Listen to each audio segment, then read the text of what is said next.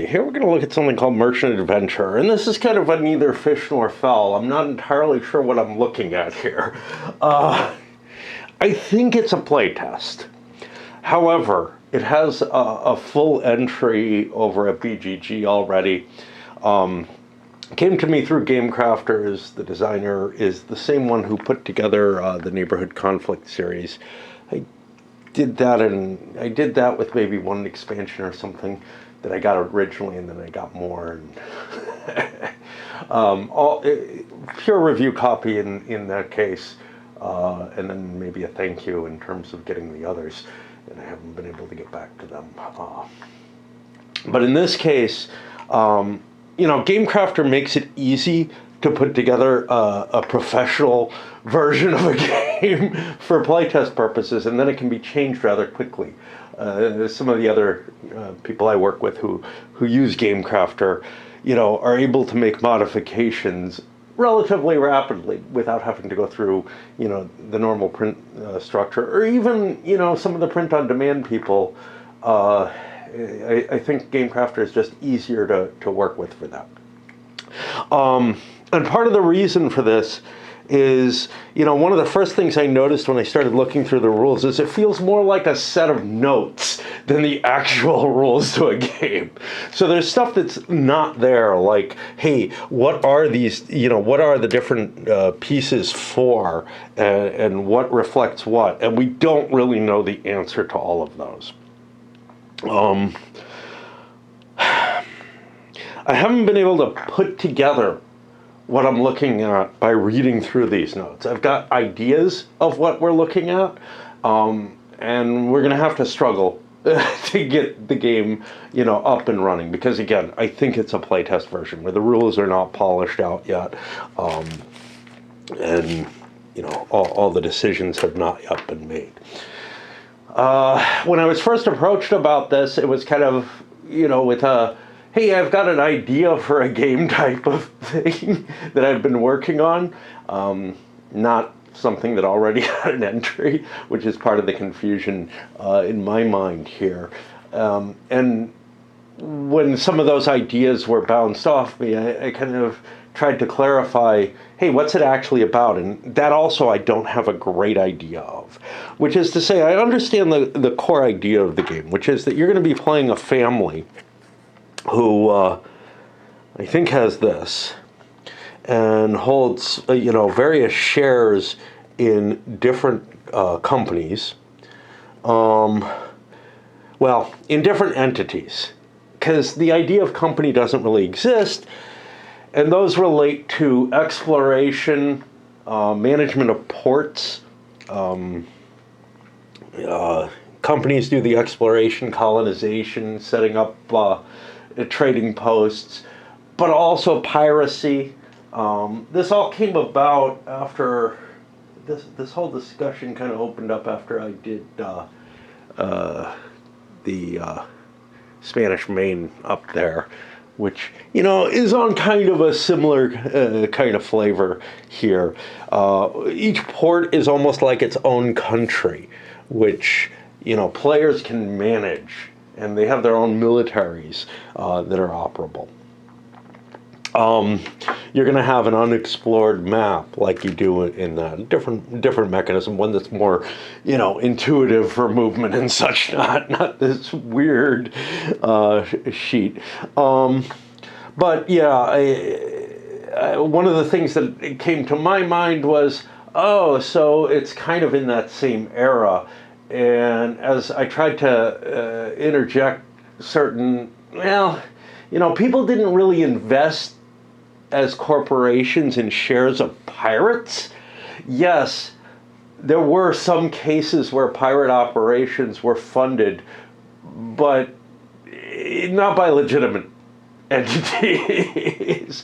And then there's privateering, which is somewhat different, and I was given kind of a hand-wavy answer that, this is an earlier medieval era.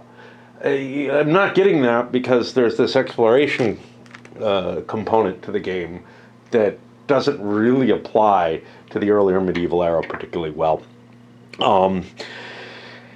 it really does feel like it's more of kind of a fantasy, age of exploration and piracy type game where we'll see what it all kind of works out as, and maybe I can kind of link it better to a historical situation, but I don't think that's the intention here. Anyhow, all right. So let's take a look at what we've got. You're going to be a family, and the rules are short, but they're basically in the kind of state that like the kind of rules that I've written for games are in, where there's just a list of information that someday or another will get massaged into a working rule set. You play as a businessman being a family. Your final score is going to be your family's wealth, not the wealth of companies or ports or whatever that you control.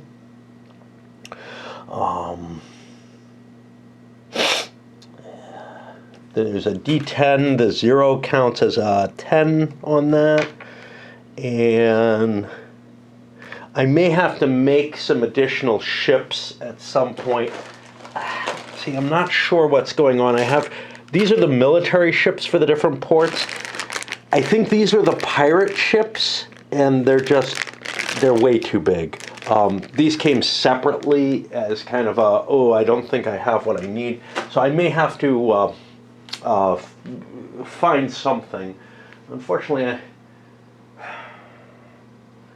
not sure if I have something easily available that I can use as such, but I'll hunt something down. At the very least, I have, cardboard counters that will suffice. I got these. I can draw little boats on. Okay. So the setup of the game, and I'm going to work my way through setup because I may be missing key issues, because, for example, there's no indication of what the different pieces actually are. Something like this, I think, is a storm. This, it might be a village, but it might not. Okay. So first, place the buildings and coins for the moneylenders and mainland power at the northernmost part of the playing area. Yeah. Place a row of 6 land tiles an inch under these 2 buildings. Which 2 buildings? Representative buildings and coins. Okay. I've got this. These are ports. Okay.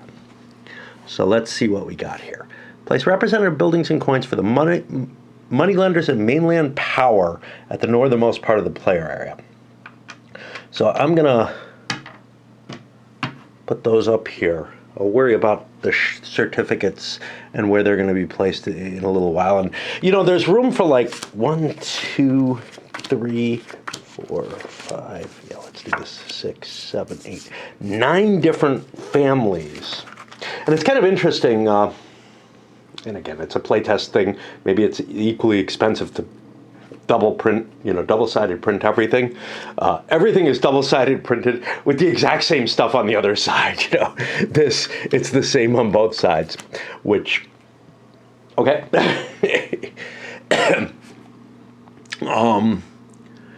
Okay. And coins for the moneylenders and mainland powers. We don't have the coins yet. We'll figure that out. Place a row of 6 land tiles an inch under these 2 buildings.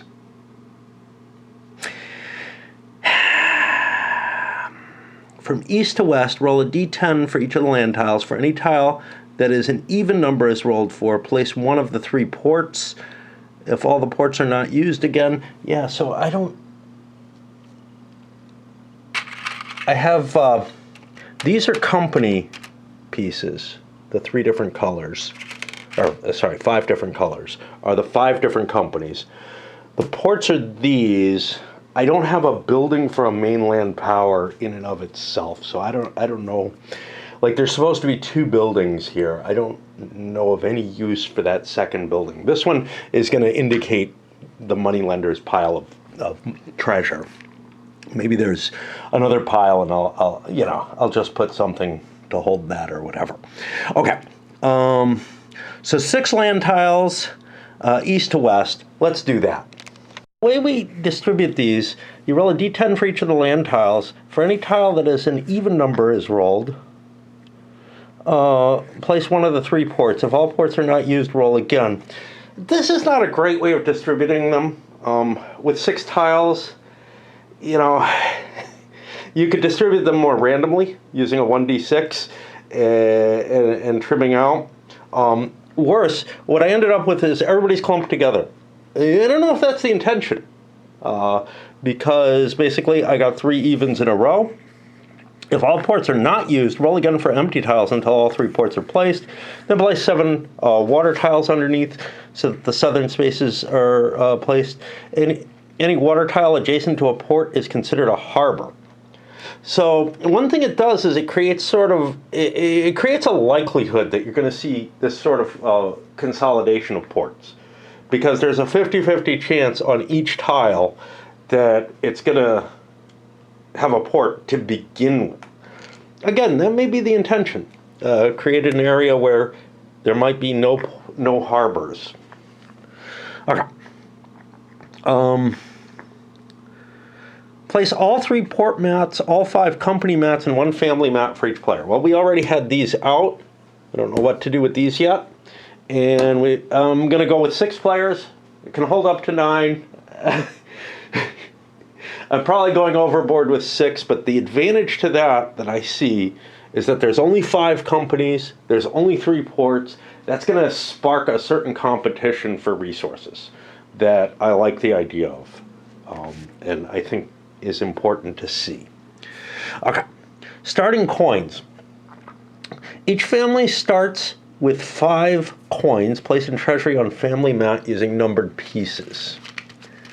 Now, the numbered pieces serve a dual purpose, generally positive for black, negative for uses red.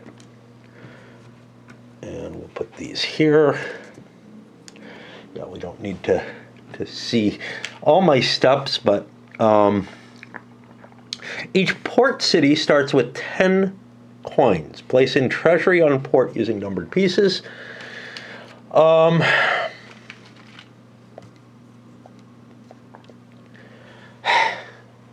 to use Republic of Rome style numbering here because there are zeros and they're hard to justify if I don't use them like that. All right. That is going to be difficult though. So, you know, Republic of Rome has little squares for everything to keep the numbering. That's probably a better means of recording something than just an empty amount of space.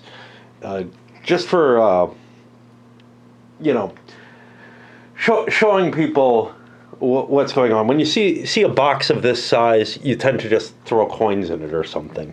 So that's one thought. So the money lenders start with 5 coins. That's going to go here, I guess. Place in treasury, no. Place next to their building above the northernmost row. And the mainland country also starts with money. So I probably am missing 1 house. Now there may be one in one of these colors that I just did not. Oh, no. Here we go. Here's the money lenders. They've got gold. And the mainland country has 25. And again, I'm going to represent that using digits instead of a pool of numbers. Because I had to do that here, so that's going to become just the standard for everything. I can understand why you wouldn't want to create sheets for everyone.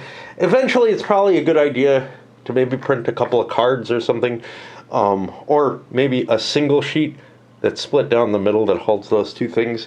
I'm not sure. Player turns go clockwise. I'll, of course, go counterclockwise because that's what I do. When it's a player's turn, they take actions on behalf of their family or any other entities they control. So the concept of entities controlled is going to be kind of like in an 18xx game where you can own different corporations. Well, here you can own different ports, you can own different companies, and you can own shares in the pirates. And I honestly think that these will work just fine as pirates. But it's hard to tell. I mean, they're obviously linked to the pirates. So I don't know. I don't know why we have these. Okay, why that sheet exists. Because these would be shares of the pirates. They could also represent the pirate ship. Although not as pretty as the little plastic boats. Okay.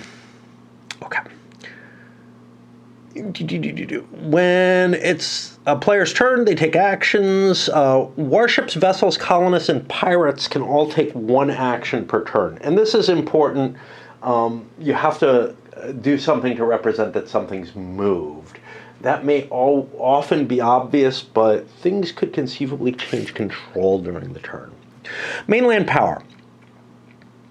Now, again, this is sort of, hey, this is almost a placeholder where you describe each of these things and the pieces that are involved in it and everything, maybe before setup starts. But during the tribute phase, any entity can give a coin to the mainland power on behalf of any port to assure that that port will not be attacked by the mainland power for the current game turn.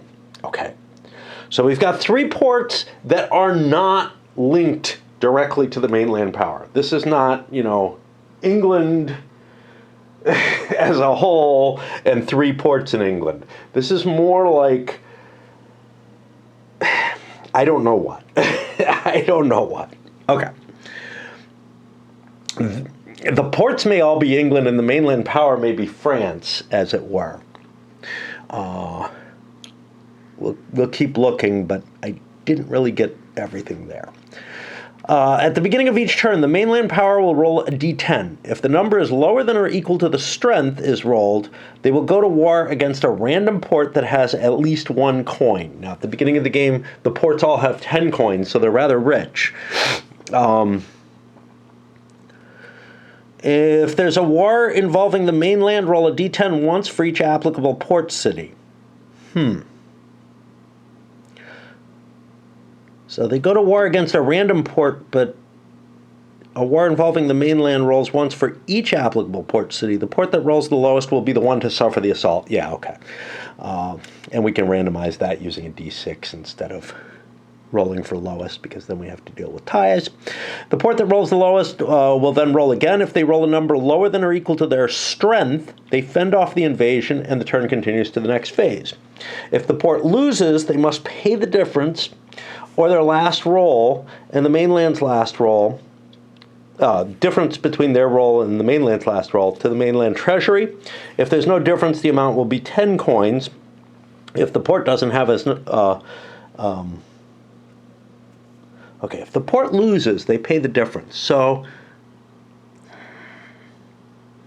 this is weird. If there is no difference, the amount will be 10 coins. So if you somehow tie, that's worse by far than losing by a lot, from what I can see. So what do you roll? Oh no, if you tie, if you roll, so wait. If the port rolls, the lowest will then roll again. If they roll a number lower or equal to their strength, they fend off the invasion and the turn will go. If the port loses, they must pay the difference, or this should be of their last roll and the mainland's last roll. Gotcha. Okay, so the mainland made a roll.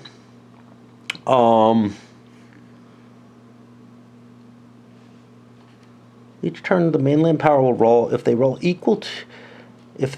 lower or equal to their strength, they will go to war against a random port. Okay, and whatever the difference is, it could be in either direction, is what is paid to the mainland by the port. But if there is no difference, if they roll exactly equal, they'll pay 10. Okay. So that makes sense. I don't exactly understand, but the difference, The amount will be 10 coins.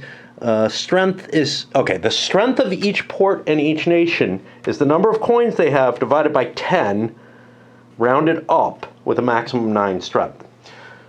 So the mainland's going to have a strength of 3. Each of the ports has a strength of 1 at the beginning of the game. I almost feel like, because we don't have a sequence of play or anything like that, that we could just be jumping in and starting to do these things. But let me give you the through the rules beforehand, like I usually do, even though my temptation is to just start moving some shit around, because these are just notes and it's hard to understand notes without context, right? Okay. The Moneylanders. Any family, company, or port can borrow money from the Moneylanders as long as they're not in debt by 10 or more. You can take 1 loan per turn, regardless of which entity is taking. A family can take 1 loan per turn, regardless of which entity is taking. They're taking the loan for. Loans can be taken at any time during the turn. The moneylenders must have at least 1 coin for a loan to be possible. Now, there's these pawns. I'm not sure what the pawns are. These might be colonists. So I've got three types of pieces available for my, not my players, for my companies. So little pawns can't be for players. There's really nothing to mark players. I'm going to have to do something to mark that I've taken a loan out anytime that I take one. Now, the actual representation of the loan, and I'm cheating here, but let's say I took out a $5 loan, I'd get $5 here and I'd change my value here to be 10. But I need something to indicate that I can't take another loan out with that family, some kind of marker. And I was thinking the pawns might be that. They might be colonists.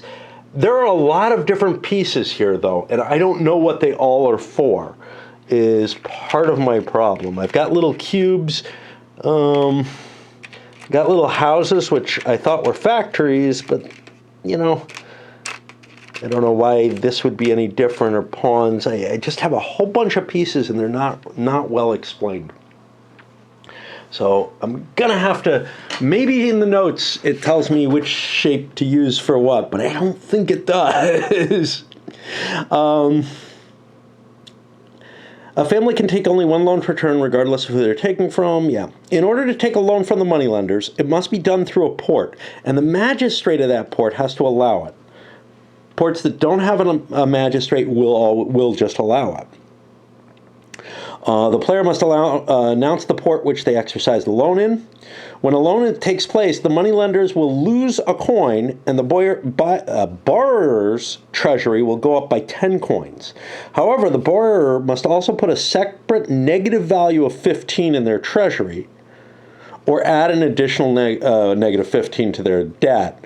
Use the red side of the number circles to signify debt. Okay. Each turn, the moneylenders will take a coin from whoever owes them any number of coins. Now, it doesn't say when this happens, and again, no sequence of play yet. If a borrower does not have a coin, they will wait until next turn to try again. How this is managed is not really mentioned.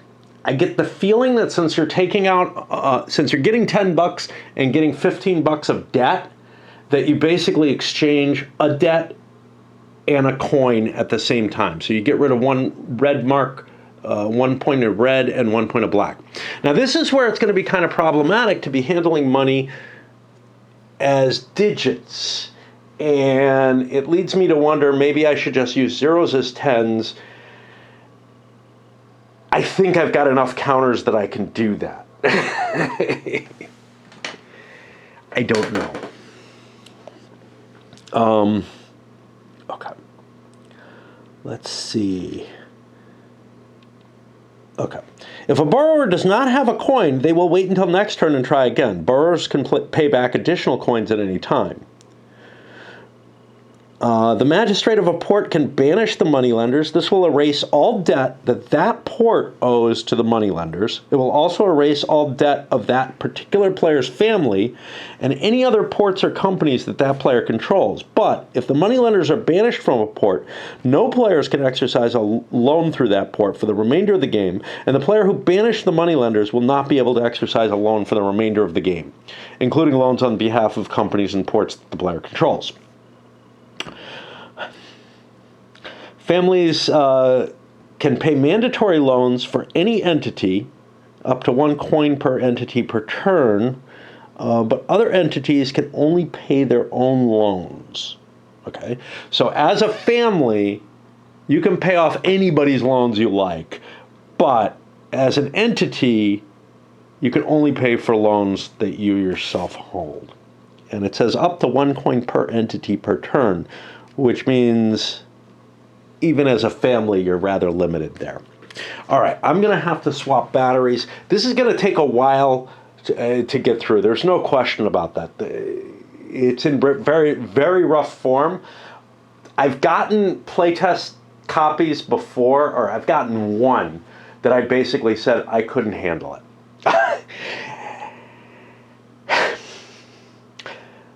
This one is not in that kind of shape. Like, this one is making sense to me. That particular game, and it's a game that's going to be published as far as I know, and I was kind of excited about its existence, which is why I agreed to do it. But yeah, I just couldn't understand what the hell was going on at all from the rules. I could not intuit how to play the game, and what the pieces were used for, and whatever. And we may get to that. But now I'm doing it on camera right off the bat, so it may be easier due to that, because I have a little bit more stick to it about when I deal with the camera. All right, swapping batteries. The thing is, that other game, and I'm not going to name it because there's no reason, but the rules for it were in a much more mature state than these. They weren't just notes and whatever, but I just felt like I couldn't understand a damn thing of what was going on. Anyway.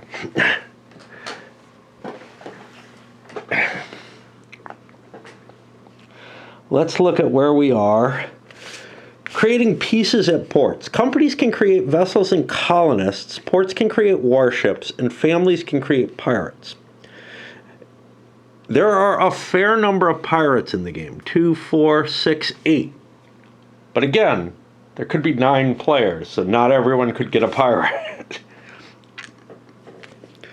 If a vessel or warship is created, they have to be placed in the harbor next to the port they're created at. If a watercraft is created at a port whose harbors are occupied, a battle will ensue. In this instance, no pieces can be captured.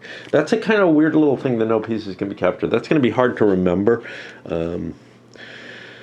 And you'll see why when we get to the combat and whatnot. Besides the above exception, pieces can't take any action on the first turn they're created, but they can defend themselves in combat. The magistrate of a port can disallow any company or port from the creation of pieces at their port.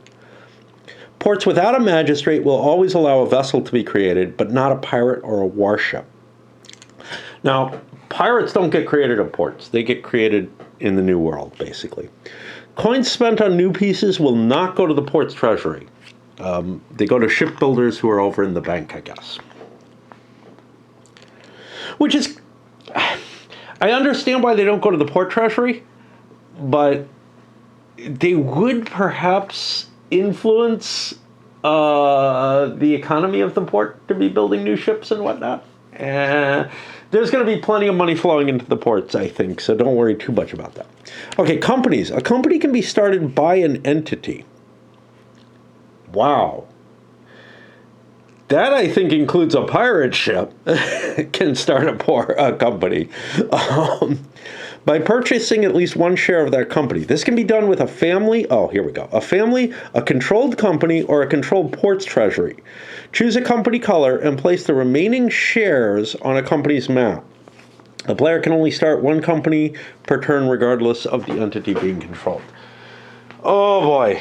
Okay, so what are shares is the question here.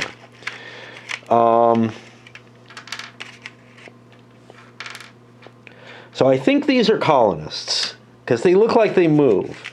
I'm going to say these are shares, but I can't be sure. These, I think, are going to be factories or trading posts, and I guess these are bonds. That's what we're going to work with. Yeah. Those are all the different things that I can think of that a company's allowed to have. Except they're allowed to have vessels.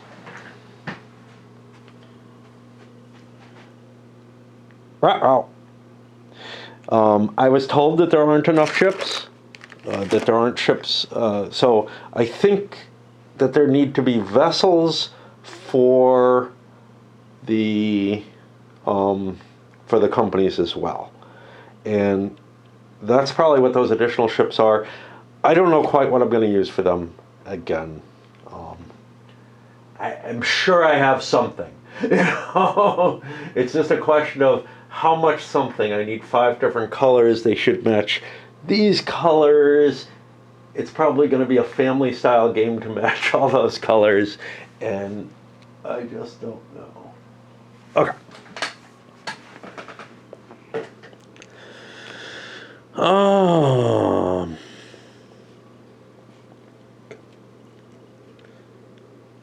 A company is controlled by the entity that owns the most of its shares. If there's a tie, whoever owned the shares first will be in control until a draw is broken. There's no presidency marker or anything like that.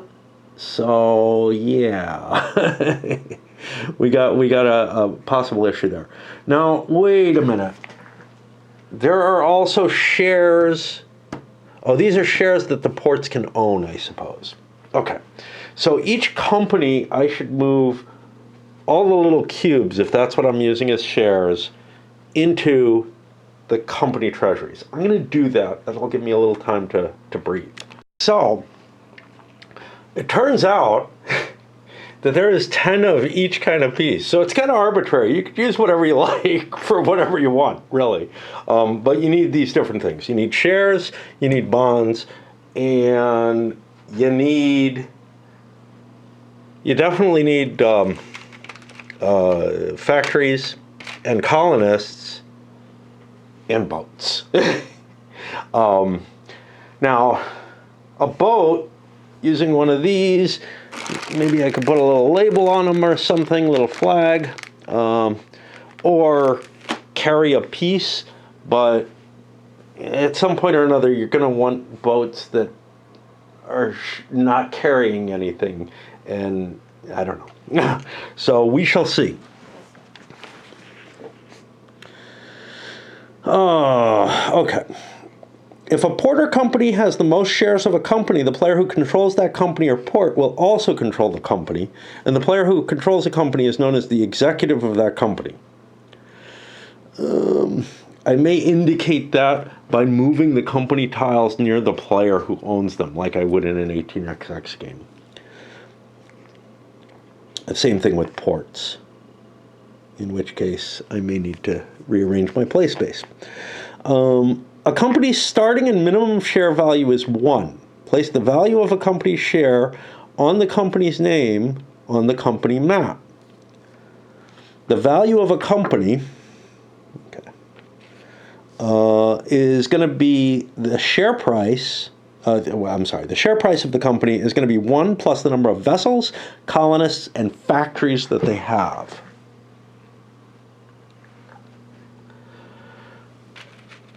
So everybody,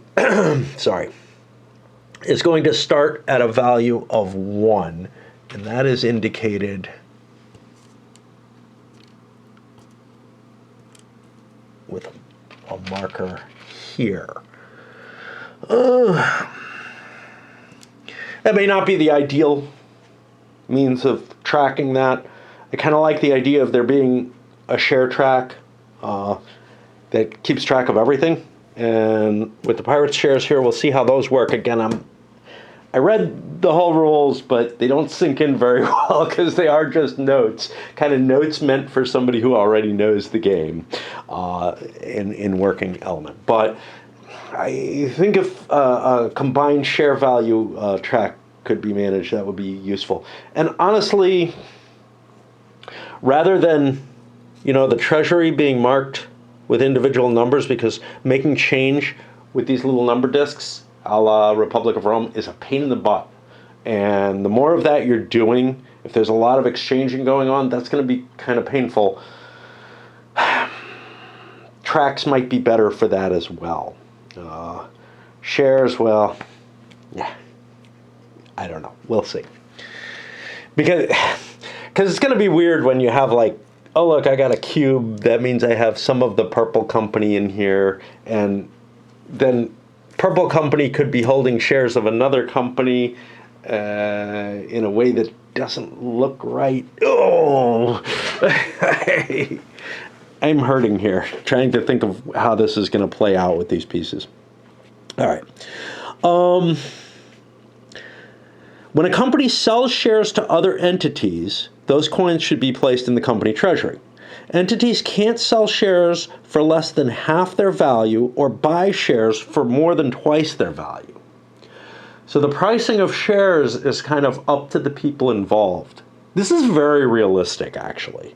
The game, games that have some sort of fixed value that shares are bought and sold for, like an XX game, are somewhat troublesome, to tell you the truth.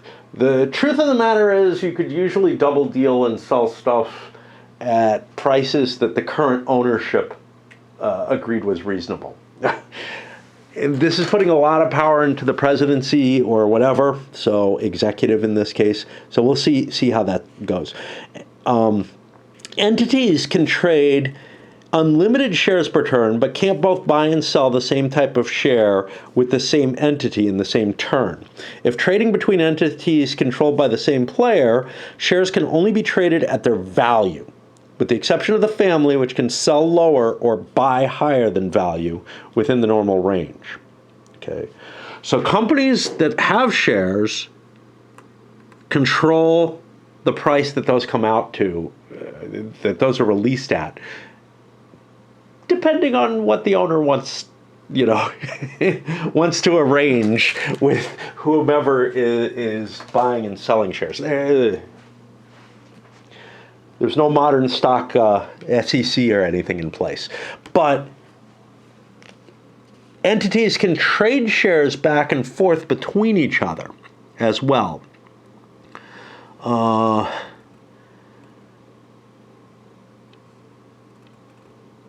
And as long as it's between different players, and this is going to cause some abuses, I can tell you this right away.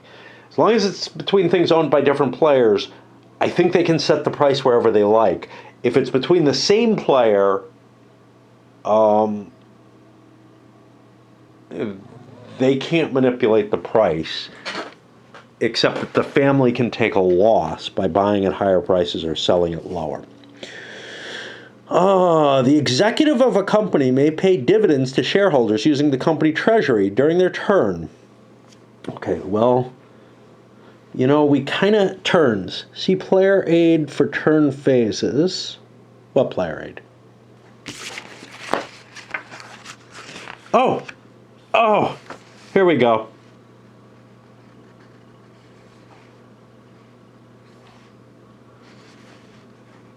Okay, ships' octagonal pieces and skulls are warships, vessels.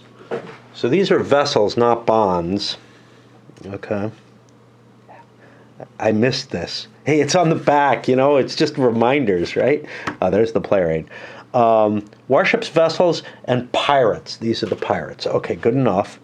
Pawns are the colonists. We guessed that right. Buildings. Larger buildings are ports and mainland power. We got that right. Smaller buildings are factories and the moneylenders. We got that right. Pyramids. These are the native villages. I guessed right there. Cubes are the shares of the stock. We do not have bonds. Bonds are not defined yet. We'll see how they're number counters. That's why. Okay. So what am I seeing the player aid for? I'm going to run out of battery shortly. And then I'm done for a while. Okay, where are we? The executive pays dividends. Oh, geez, man, I lost my place. This is why notes suck. It's almost impossible to find anything. We got this entities can trade. The executive of a company may pay dividends to shareholders using the company's treasurer during their turn. Oh, the turn order was what I wanted to see. And somehow turn phases. Tribute, mainland power, natives, moneylenders, players, storms, factories. And I assume the players, we'll see. But I assume there's something to control. They go this way the first turn. Oh, I was looking here. Player turns proceed clockwise, starting with the northernmost player. So it's always going to be fixed, which may be a problem. Okay. That's what I was looking for. The executive may pay dividends to shareholders using the company treasury during their turn if no coins are owned to the moneylenders and the company has no outstanding bonds. Each outstanding share must be paid 1 coin per dividend payment. That may be difficult. May pay dividends to shareholders using the company during their turn if no coins are owed to the moneylenders and the company has no outstanding bonds. Okay, you have the option to pay if you don't owe money either to the moneylenders or bonds, and then in order to pay, you have to have $1 per share that any other entity owns. Once per turn, the executive of a company can require all shareholders to pay 1 coin per share owned if the net worth of the company's treasury is -10 or lower.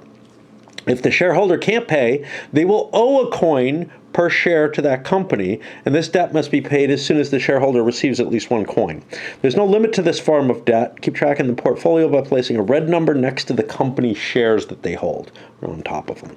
The debtor can choose which debts to pay first if they have multiple of these required debts. A shareholder can sell shares back to the company at value during the player phase. This can be done at any moment, even if another player is taking an action. If the company doesn't have enough coins, they will receive company bonds instead of the insufficient coins. And we'll get to bonds in a little bit. If a company has 10 coins or more at the end of their turn, they must make a dividend payment if they don't have debt. If the company's share price is more than 10 coins, then this limit is moved up to the share price.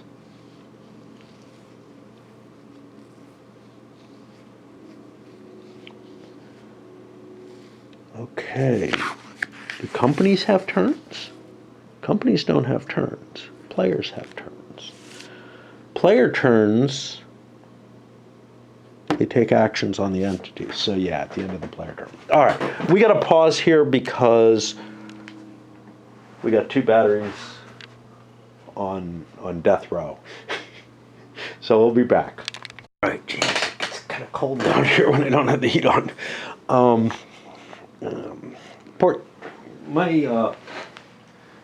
The backup battery wasn't charging, so we're not going to be here as long as I hoped. Okay. The family with highest prestige in a port is the one that will control it. Prestige is going to be marked here. Prestige can be obtained in a port by bribing, paying 10 coins. These coins do not go to the port's treasury. The magistrate of a port can disallow companies from trading or creating pieces at their port, selling bonds to families, companies, and other ports, and purchase warships with coins from the port treasury. Okay, he can disallow people from trading or creating pieces, and can sell bonds to families, companies, and other ports and purchase warship. Okay. Just, the magistrate controls all the port's warships and conducts the port's diplomacy and negotiates taxes of any vessels selling to the port. Any taxes from the selling cargo go into the port treasury. Ports without a magistrate will charge a 50% tax rounded to the nearest integer. Any taxes from the selling of cargo, we already did that. Magistrates can attempt to embezzle coins. They must choose a number of coins they wish to embezzle, from 1 to 9, but no more than the port actually has. Then roll a d10. If you roll equal or less than the number of coins being embezzled, you'll lose a prestige at that port. It doesn't say at that port, but if the number rolled is higher, the magistrate can move those coins from the port treasury into his family treasury. If you have negative prestige at a port, you will not be allowed to trade, purchase pieces, or access the moneylenders at the port.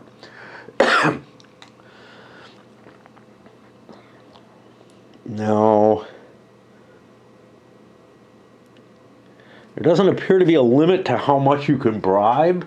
So, control could swing very quickly if people have lots of money. Bonds function as the principal of a loan in addition to its fee. Ports and companies can offer to sell bonds in any amount to other entities. A bond can't be sold for more than 1 coin or less than 5 coins. That doesn't work.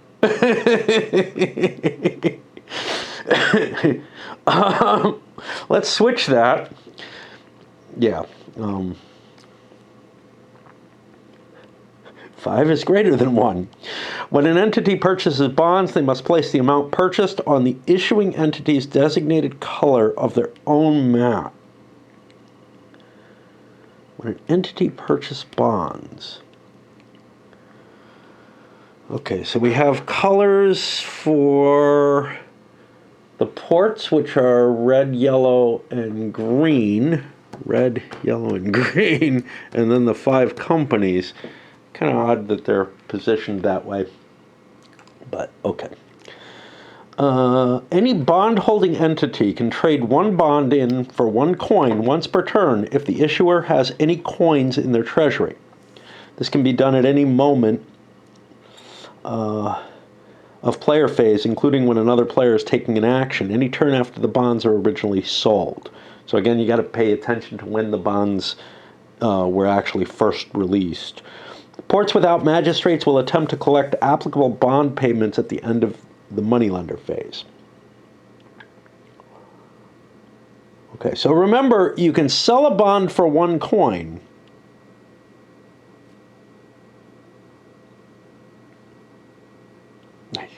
I mean, they don't work at all the way it's written, right? They can't be sold for more than 1 coin or less than 5. Nothing fits in that. So let's say it's the other way. They can't be sold for less than 1 or more than 5. Oh, wait. No. That's I noticed this before. That's a 0.5. Very hard to read in here. So they can't be sold for more than 1 coin or less than 0.5. So yeah. So if you pay a coin for a bond, you're basically lending for free. I don't know how you handle $50. I'm assuming you have to buy in quantities that round to whole numbers. Okay. So if you sell it for 0.5, like let's say you sell 2 for 0.5, the first one doubles its money in 1 turn, and the second one doubles in 2 turns. So that's going to be kind of high interest bonds. Any bond holding entity can trade 1 bond in for coin. Yeah, we talked about that. And this can be done kind of at any time. Ports without magistrates will attempt to collect their bond payments at the end of their moneylender phase. But you can only do 1 bond per turn that you exchange. Entities can trade bonds between themselves when it's their turn. Entities will not sell a bond for less than 0.5 coins or buy a bond for more than 1. So selling, wait, let's see how we read it. Entities will not sell a bond for less than 0.5. It's worth 1, so they're losing half value on that. Of course, they may be paying what they bought for it. And they won't buy it for more than a coin. they won't lose money. They'll lose the interest, or they'll forego any interest. Entities can trade unlimited bonds per turn, but can't both buy and sell the same type of bond with the same entity in a single turn. Bonds can't be traded between entities controlled by the same player unless an entity is selling or repaying their own bonds. In the bond section of issuing entity, use this area with their own color to keep track of bond payments owed.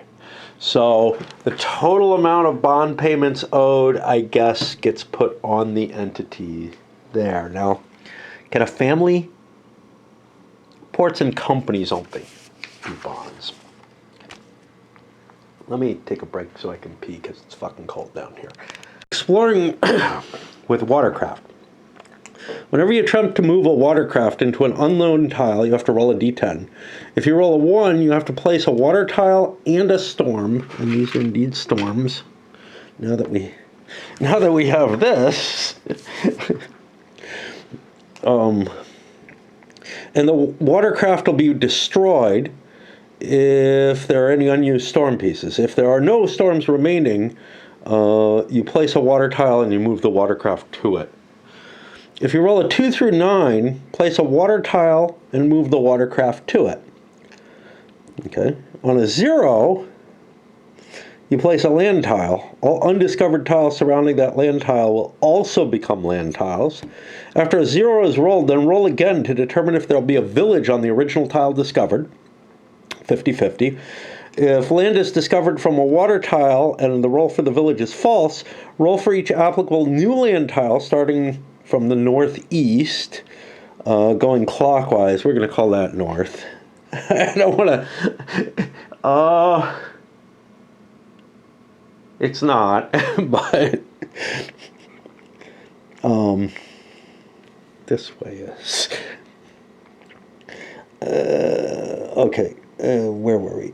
If land is discovered from a water tile and the roll for village is false, you roll for each other town clockwise to determine if a village is placed instead. And again, it's 50-50. And like here, it's going to give you kind of a weird distribution that skews towards the northeast. Is that reasonable? And we will go clockwise in case there is an intention behind that, because it goes northeast. Wait. It'll go northeast, east,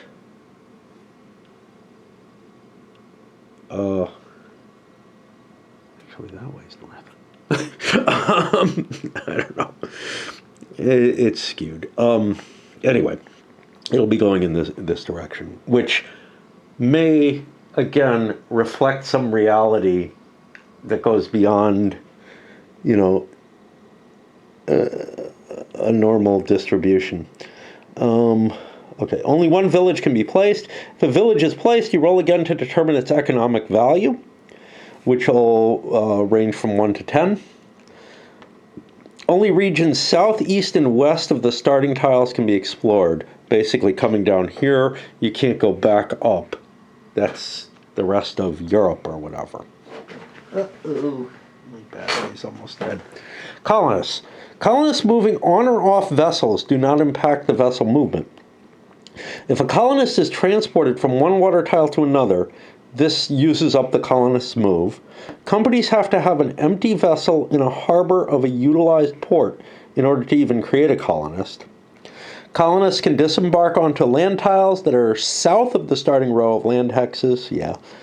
Whenever a player moves a colonist from a land tile to an unknown tile, they have to roll a d10. Okay, hold on here, but I'm assuming unknown means not yet placed. If you roll a 1, the colonist will vanish without a trace, remove the piece from the game, and put a water tile and a storm in the newly discovered tile, and water tiles and any other undiscovered tiles adjacent to it. If a 2 through 9 is rolled, place a single land tile and move the colonist to it. If you roll a 0, place a village and roll again to determine its economic value. All adjacent undiscovered land tiles must be rolled for. Even rolls will create land tiles, odd rolls will create water. Okay, So the village will give you more knowledge of what's surrounding. I'm going to swap batteries because there may still be some juice. There's going to be some juice in that. Something in me is feeling kind of gung-ho about this, like in a way that I haven't been about Aspirin Essling, and, you know, with all the troubles with the Time of Wars thing.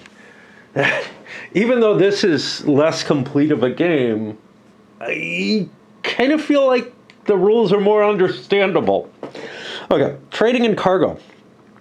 Ports provide a maximum of 10 cargo. When an empty vessel is adjacent to a port or village, they may load cargo. The cargo value loaded from a port will be the port coins divided by 10. Rounded up to the nearest integer, ports with 0 to 4 coins cannot provide cargo. The cargo value loaded from a village is equivalent to the village's economic value. Cargo loaded from a port must use red numbers, and cargo loaded from villages uses black numbers. This is to indicate which direction you can sail it in. No triangular trade here. Oh, shit. Stuff either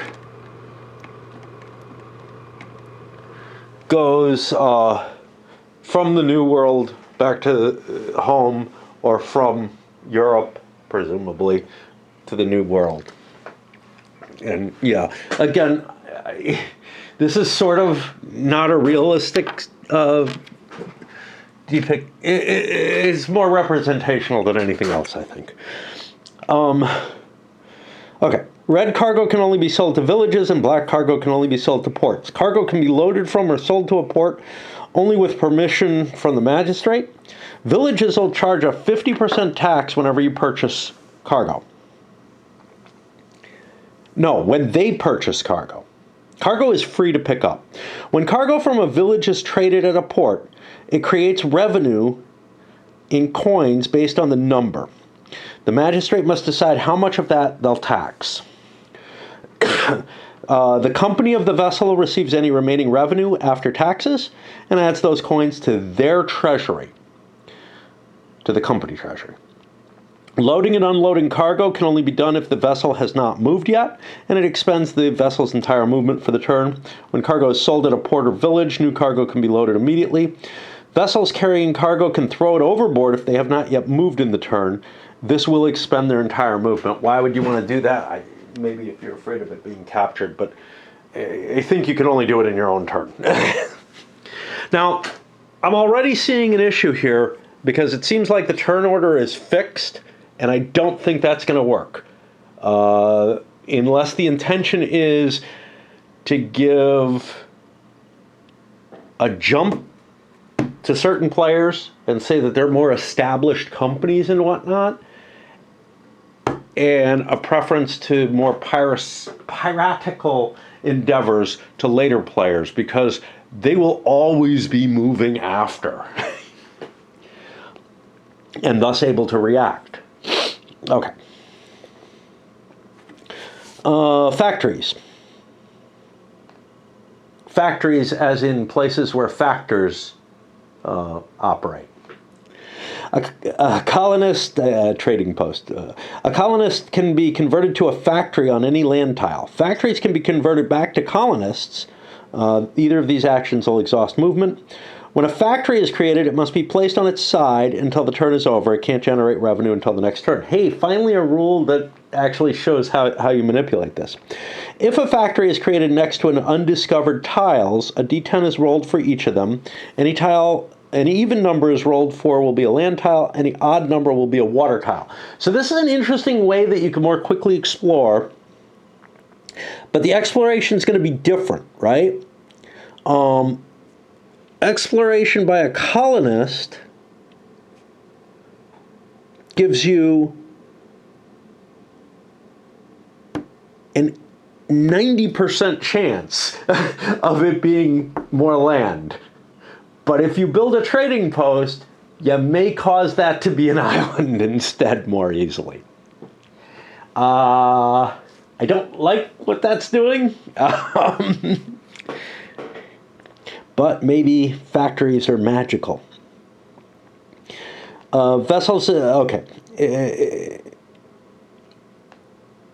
Vessels adjacent to factories can trade with any village that's no further than 2 spaces away from the factory. A chain of factories no further than 2 spaces away from each other can also connect a village to the factory that is adjacent to a vessel for trading capabilities. So the idea here is that you can chain factories back to a village. Pirates and other companies can trade in this manner with permission of the company that owns the factory. The executive can charge a fee for this transaction in case of selling cargo. This will be in addition to the village's taxes. Selling being delivering stuff to the village. New factories can't be placed adjacent to villages or other factories. Okay, so this is interesting because earlier they say you can do it on any land tile. They think this is the controlling rule there. Each turn after storm... Now, note here, vessels adjacent to factories that is no further than 2 spaces away, a chain of factories. There's no requirement that this is purely overland, okay? So trading posts can trade with nearby villages and other trading posts via water trade. Each turn after storm movement, each factory produces 1 revenue added directly to the company's treasury. I need to pause because I seem to have gotten some snot from my finger onto my glasses. It's gotten kind of cold here. It's kind of interesting. My neighbor, I think he's cut some of them down. He has some huge fucking pieces of log there. He burns for heat.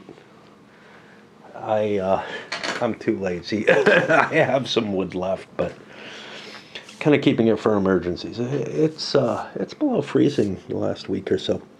Okay, combat. See player aid for number of dice used in battle. D6s are used for combat. That's going to be over here. We'll talk about this in a little bit.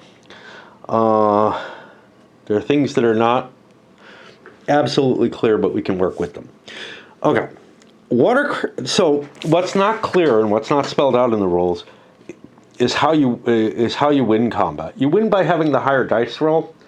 I'm assuming it's the sum of the dice rather than a buckets of dice type system like Risk uses where you compare highest dice. I think that would have to be spelled out, but I would kind of like the sum to be spelled out too, I guess, just because so many games use a more buckets of dice version.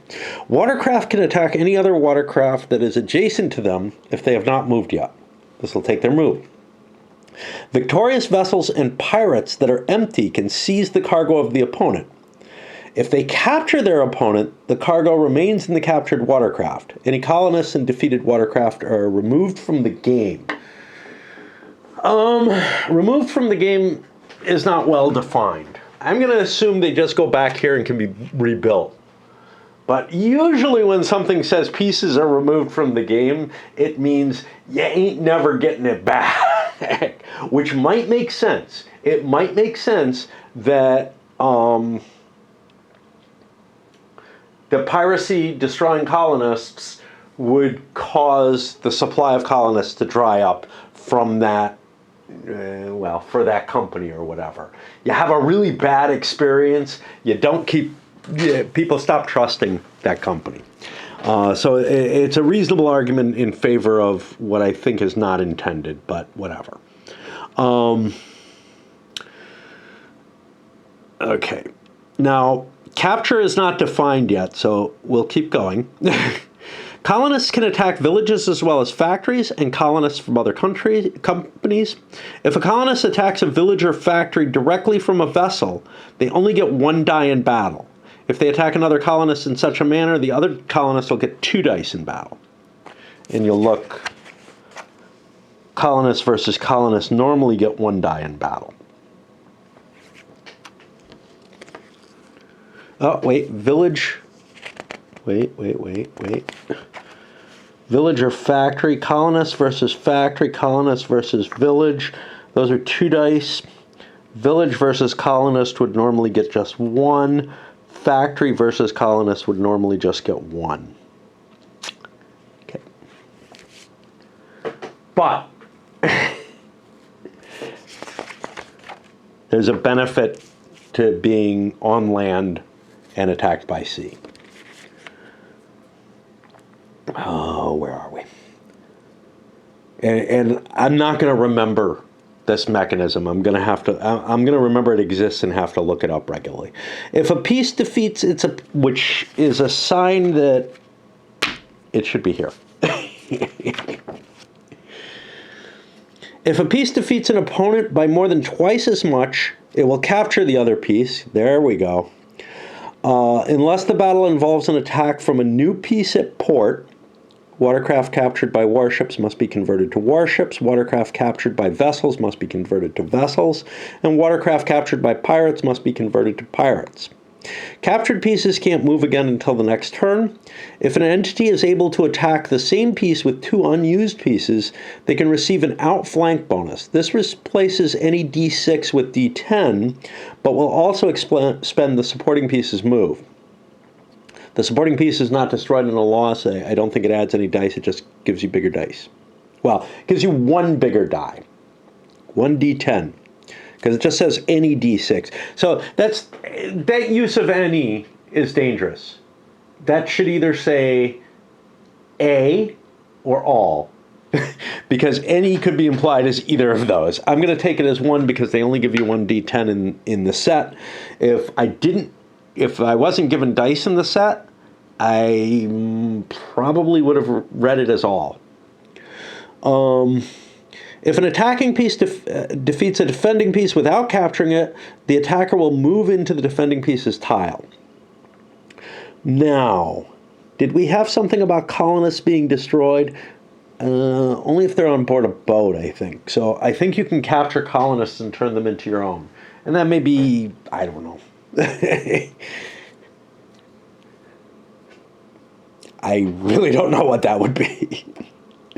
Because slavery doesn't really make sense because you're creating trading posts. You don't use slaves in trading posts. You're persuading them. You're press ganging them. All right. Pirates use the same rules as vessels and warships with the exception of anything noted here. Okay. A player can announce the construction of a pirate ship by purchasing at least one of its shares with family coins. Each share costs 1 coin. Pirates can be placed adjacent. Now, I don't know how you reflect them. So we're going to have to keep reading. Pirates can be placed adjacent to a village or at a port's harbor with permission of the magistrate. Ports without magistrates will grant permission. Huh. I don't remember pirates. You can't construct pirates. That's the problem. You buy them by purchasing shares. Each other family on their player's turn can buy additional shares. The most that can be purchased is 10 per pirate. Using circle chits, the first player should put their player number on the number of shares they purchased on the pirate map for the appropriately colored pirate. So I think you'll be using a 1 through 6, and there are 9 players, so we have enough numbers for all of them. This is going to be a confusing usage, but okay. The next player that purchased shares on the same ship should add the number of shares they purchased to the amount the previous investor purchased and place their player number there. Using circle chits, the first player should put the player number on the number of shares they purchased. So this is going to be kind of weird because most of your shares are going to be sitting on your family, but I think these are going to be recorded just with a number on this track. And it's going to be kind of odd. So let's say player 1 buys, I don't know, 2 shares in this pirate. They'd put their marker here. And if player 3 then wants to buy 2 shares, they would put their marker here. And that would indicate 4 shares total have been bought, 2 of them here, 2 of them there. That's what I think this is saying. Okay. The player that buys the first share of the pirate ship will control it. Each family can only start 1 pirate, but can invest in other pirates. Each turn the pirate moves into an empty lot of water, use a d6 to determine if the pirate collects a coin by rolling a 1. If a pirate without cargo defeats a vessel or other pirate ship with cargo, but does not capture it, the pirate can choose to take the cargo.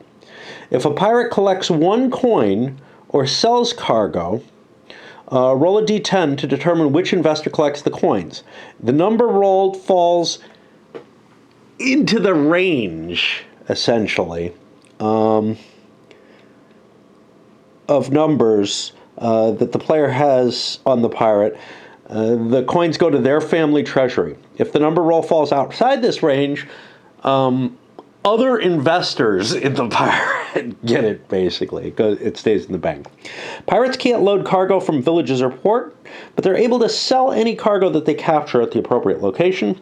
If a pirate captures another watercraft, any future revenue this new pirate makes will be paid in the same manner as the original pirate.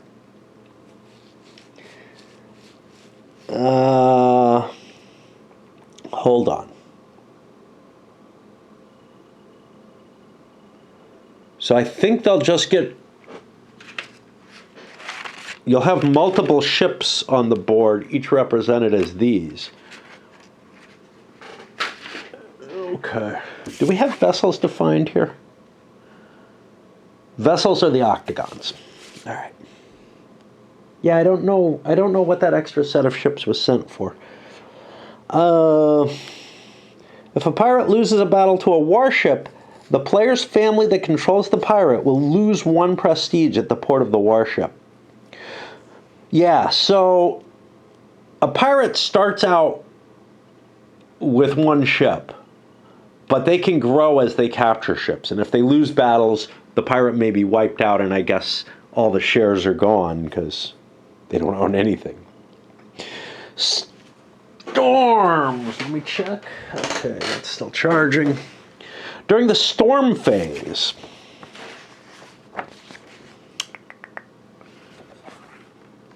towards the end of the turn. During the storm phase, roll a d6 for each storm to determine the direction on the map they'll move.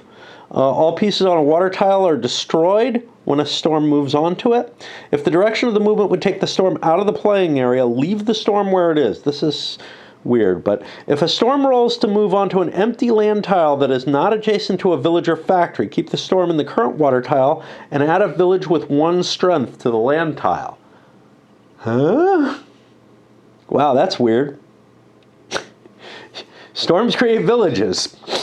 Okay. There's a lot to this that feels magical to me.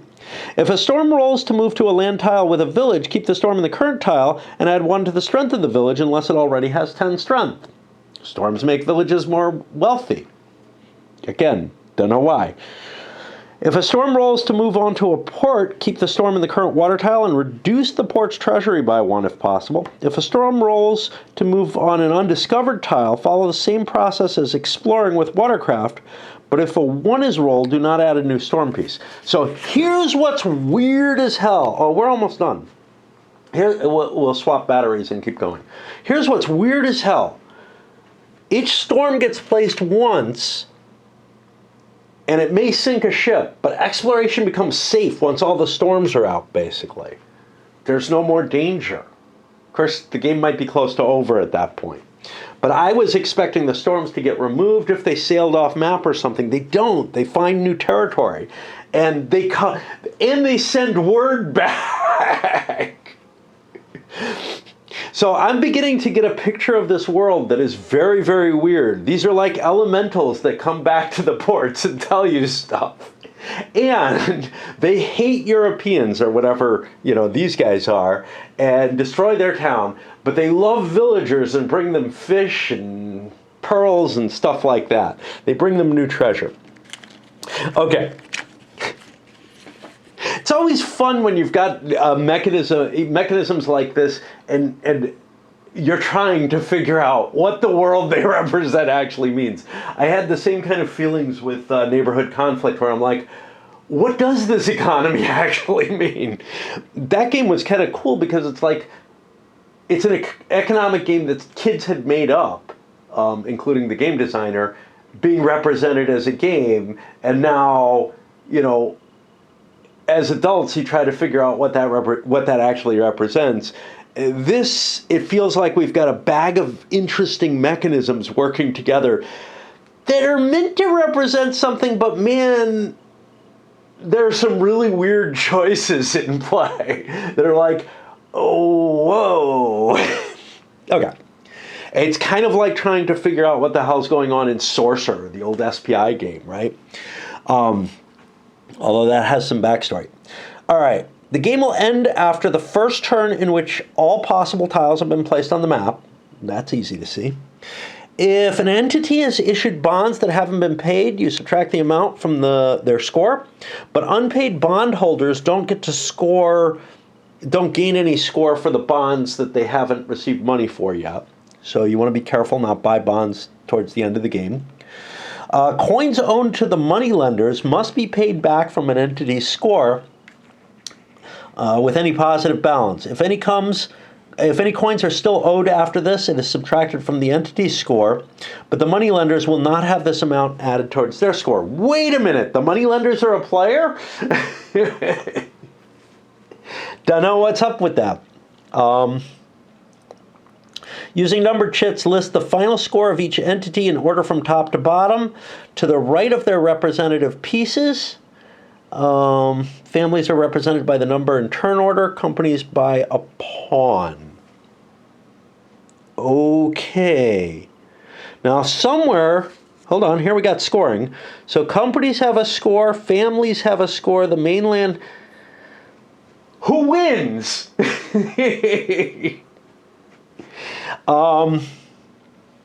Part of me wants to say that you would get a share of victory based on the shares that you have. So companies have a value of hold on. It's not spelled out, right? There is no who won here. Now let's go back to the beginning because it gives you the basics. You play a businessman that's a family. You want as much wealth and prestige. The score of other entities you control do not count toward your final score. I think it's quite possible for somebody who's not a player to win the game. Indeed, for a company that is controlled by players to win the game if you don't properly mismanage them. What does that mean? I don't know. But here's some interesting things. The moneylenders, hey, they put their money back. The moneylenders start with a certain amount of cash, and the mainland starts with a certain amount of cash. And those are things you're competing against. I don't mind that at all. That feels about right. That, you have to beat these sort of non-player entities. But the big question is, as someone who's investing in these big, East India Company type things that you're creating, or in pirates, which again is one of the existence of legitimate operations investing in pirates, not privateers, pirates, was one of the big points that I was trying to argue. That didn't really exist. And he said, well, maybe it kind of did in the medieval era. And I'm like, I don't know enough to be sure that they don't. The one case that I know of medieval pirates, real medieval pirates, were actually not really at all an investment type of thing. The investment was to create stuff on Gotland that would resupply Stockholm, I think, and maybe it wasn't on Gotland. I don't remember. But anyway, they basically turned into a pirate colony, but they weren't paying anybody else.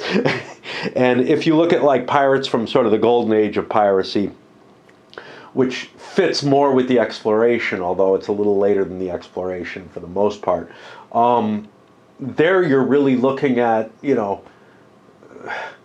usually people who either were on a merchant ship that mutinied or on a privateer that decided, you can't handle these restrictions anymore, and went a little rogue.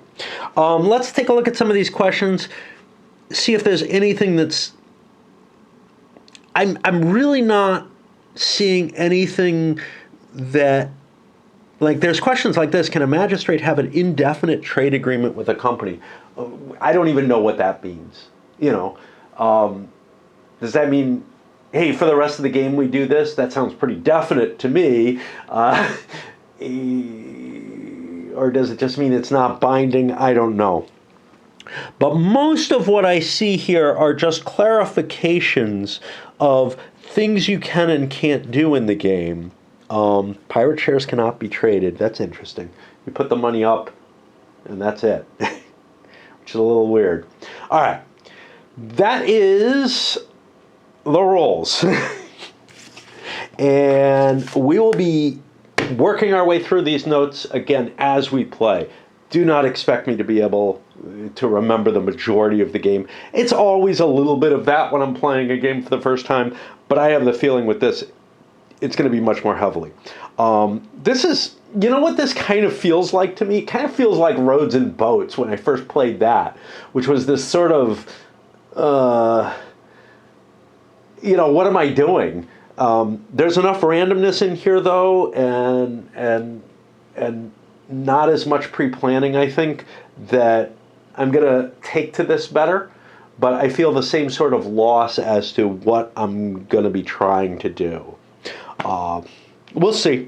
I think 6 players is going to work okay. I wouldn't want to do 9 the first time, although I think something interesting shows up from the game if you're playing with 9 people, because there are only 8 entities in the game to begin with, plus pirates. And there are only 9 pirates. Each player is only allowed to start 1. Oh, I'm sorry, there's only 8 pirates. So yeah, you know, where do you put your money? Well, you're gonna have to figure that out more carefully. And you know, companies and pirates may not be able to do much if no port is willing to do it, and you may have to bribe the port owner to allow you to do what you want to do, which, you know, then makes those things more expensive to start, and therefore not as good a deal as, say, starting with a port. I'm beginning to think that starting with a port is perhaps the best thing. I am very worried about the fixed order of play, though. I'm going to play with that, but I have this suspicion that you're going to want to randomize the order of play each turn.